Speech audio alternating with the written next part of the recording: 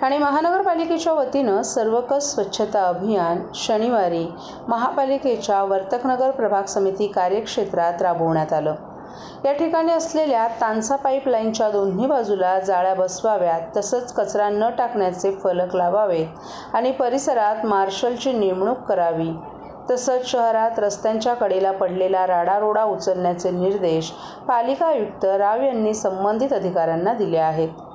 सर्वकष स्वच्छता मोहिमेत सफाई कर्मचाऱ्यांसमवेत आयुक्त सौरभ राव, अतिरिक्त आयुक्त संदीप माळवी, अतिरिक्त आयुक्त प्रशांत रोडे, उपायुक्त जी गोदेपुरे, तुषार यादव, वैद्यकीय अधिकारी डॉक्टर राणी शिंदे, सहाय्यक आयुक्त रंजू पवार यांच्यासह विविध विभागांचे अधिकारी, कर्मचारी आणि शिवशांती प्रतिष्ठानचे स्वयंसेवक उपस्थित होते। तानसा पाईपलाईन परिसर, ओपन तलाव परिसरात कचरा न टाकण्याबाबत जनजागृती करणारे फलक लावावेत, तसंच सुरक्षा रक्षक नेमावेत। तसंच ज्या ठिकाणी कचरा कुंड्या ठेवण्यात आल्या आहेत त्या कुंड्यांमधील कचरा दिवसातून 2 वेळा उचलला जाईल, या दृष्टीनं नियोजन करण्याच्या सूचनाही आयुक्तांनी यावेळी दिल्या।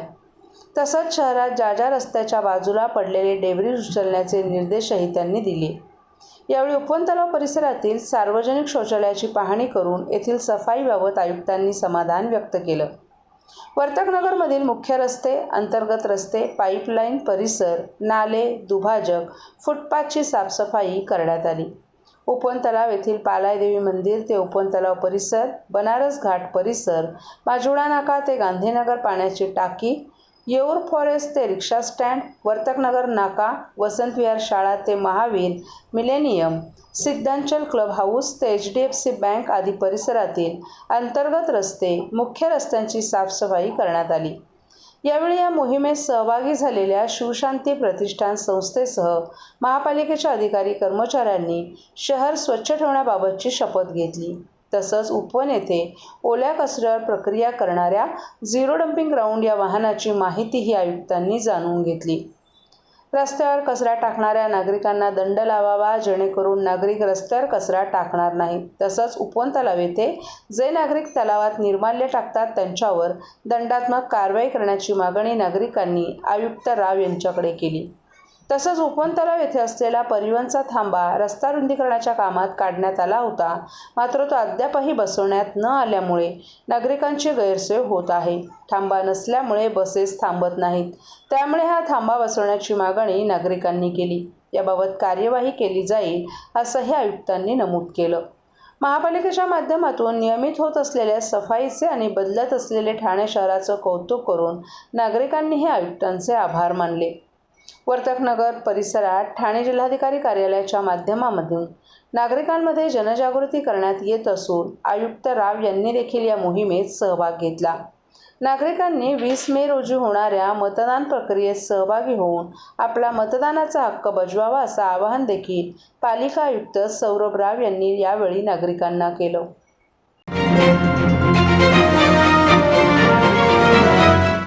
ठाण्याच्या जागेबाबत महायुतीपुढे कसलीही अडचण नाही। येत्या 2 दिवसात ठाण्याचा तिढा सुटेल असा विश्वास शिवसेना शिंदे गटाचे आमदार भरतशेठ गोगावले यांनी काल ठाण्यात प्रसारमाध्यमांशी बोलताना व्यक्त केलाय। तसंच आम्हाला पंतप्रधान नरेंद्र मोदी यांना पंतप्रधान करायचं असेल किंवा 400 पार करायचं असेल आणि राज्यात 45 पार करायचं असेल तर सगळ्या गोष्टी एकमेकांना समजून घेऊन करायला पाहिजेत। तसंच जर चाललो तर 45 पार करायला काही अडचण नाही असंही त्यांनी सांगितलं। मुख्यमंत्री एकनाथ शिंदे यांच्या ठाण्यातील निवासस्थानी काल शिवसेनेच्या नेते मंडळींची चर्चा पार पडली। त्यानंतर प्रसारमाध्यमांशी बोलताना गोगावले यांनी ठाण्याचा तिढा सुटणार असा विश्वास व्यक्त केलाय। तसंच रत्नागिरीची जागा आम्ही सोडायला तयार नव्हतो, परंतु आम्ही ते सोडून आजपासून उमेदवारी अर्ज भरून त्यांच्या प्रचारालाही लागलो असंही गोगावले यांनी सांगितलं। झालं आता दिलेच त्यांना राणेंना निवडून आम्हाला सुरुवात राणेंना आमचं काम आहे ते आम्ही करू, शिवसैनिक काम करतो, त्याबद्दल दुमत नाही। ज्या ठिकाणी आमच्या तिथं त्याने सगळ्यांनी करायचं त्यांचं आम्ही सांगू।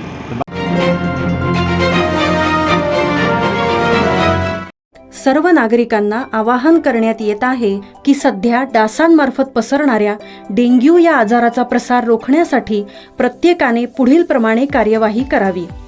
डेंग्यू आजार एडिस इजिप्ती हा डास चावल्याने होतो. या डासांची पैदास साचलेल्या किंवा साचवलेल्या स्वच्छ पाण्यामध्ये होते. 8 दिवसांपेक्षा जास्त दिवस पाणी उघडे व साचून राहिल्यास त्यात डास अंडी घालतात. अंड्यांच्या अळ्या तयार होऊन पुढे डास तयार होतात. यासाठी आपल्या घरातील पाणीसाठे उदाहरणार्थ बॅरल्स, पिंपे, टाक्या, हौद, रांजणे इत्यादी दर आठवड्याला रिकामे करून घासून पुसून कोरडे करून पुन्हा भरावे. 1 दिवस कोरडा दिवस म्हणून पाळावा. पाणी साठ्यांना घट्ट झाकणे बसवावीत किंवा जुनी साडी, चादर, धोतर यांनी बांधून झाकून ठेवावीत, म्हणजे डास त्यात जाऊन अंडी घालणार नाहीत. घराच्या गच्चीवर, आजूबाजूला, अंगणात कोठेही पाणी साचू देऊ नये. भंगार सामान उघड्यावर टाकू नये. उदाहरणार्थ टायर्स, प्लास्टिक सामान, कुंड्या, टाकाऊ वस्तू इत्यादी. अशा सामानात पावसाचे पाणी साठून त्यात डेंग्यूच्या डासांची पैदास होते. घरातील कूलर्स, फ्रीजच्या पाठीमागील ट्रे हे देखील वेळोवेळी कोरडे करावेत. लक्षात ठेवा, नुसत्या फवारणीने डास घनता कमी होत नाही, तर त्यासाठी डास पैदास ठिकाणे नष्ट करणे ही आपल्या सर्वांची जबाबदारी आहे. कोणताही ताप अंगावर न काढता जवळच्या शासकीय रुग्णालयात मोफत औषधोपचार घ्या. अशा प्रकारे नागरिकांनी सहकार्य केल्यास डेंग्यूचा प्रसार रोखणे सहज शक्य आहे.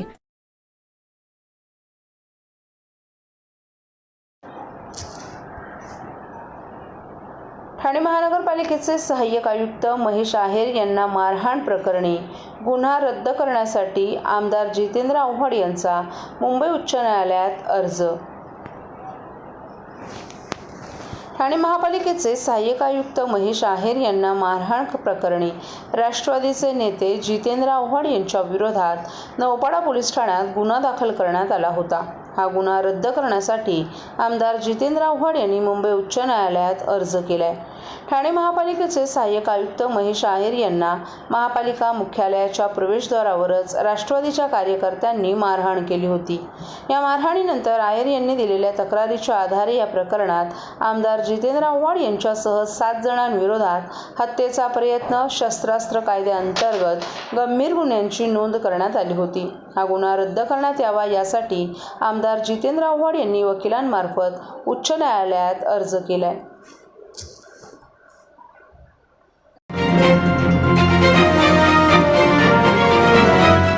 निवडणुकीच्या कामासाठी कर्तव्यावर असलेले ठाणे जिल्ह्यातील 32,000 अधिकारी, कर्मचारी आणि पोलीस कर्मचारी हे टपाली मतदानाद्वारे आपल्या मतदानाचा हक्क बजावतील.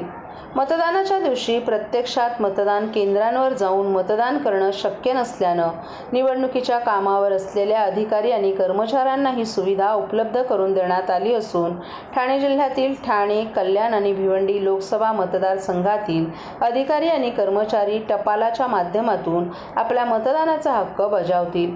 ठाणे जिल्ह्यामध्ये निवडणूक कर्तव्यार्थ नेमणूक झालेल्या अधिकारी आणि कर्मचाऱ्यांची संख्या सुमारे 32,000 असून यामध्ये पोलिसांची संख्या देखील मोठ्या प्रमाणावर आहे. या प्रक्रियेमध्ये सुलभता आणण्यासाठी जिल्हा निवडणूक कार्यालयानं 18 एप्रिल रोजी सर्व लोकसभा मतदारसंघांचे प्रतिनिधी यांनी एकत्र येऊन टपाली मतपत्रिकेचे प्राप्त झालेले नमुना 12 आणि 12D एकमेकांना हस्तांतरित केले आहेत. या हस्तांतरानंतर ठाणे जिल्ह्याला नमुना 12चे एकूण 4,301 आणि नमुना 121चे 310 अर्ज प्राप्त झालेत. या कर्मचाऱ्यांना टपाली मतपत्रिकांचं हस्तांतरण करण्यात येणार आहे. तसंच अजूनही सर्व मतदारसंघांकडे नमुना अर्ज 12 आणि 12D प्राप्त होणार असून त्यांचेही हस्तांतरण ठाणे जिल्हाधिकारी स्तरावर होणार आहे. अद्याप बऱ्याच कर्मचाऱ्यांचं टपाली मतपत्रिकेचं अर्ज येणं बाकी आहे. तसंच ज्या कर्मचाऱ्यांना निवडणुकीचं काम त्यांच्या मतदारसंघांमध्येच मिळणार आहे असे कर्मचारी इलेक्शन ड्युटी सर्टिफिकेटचा वापर करून आपल्या पोलिंग बूथवर मतदानाचा हक्क बजावणार असल्याची माहिती निवडणूक विभागाच्या वतीनं देण्यात आली आहे.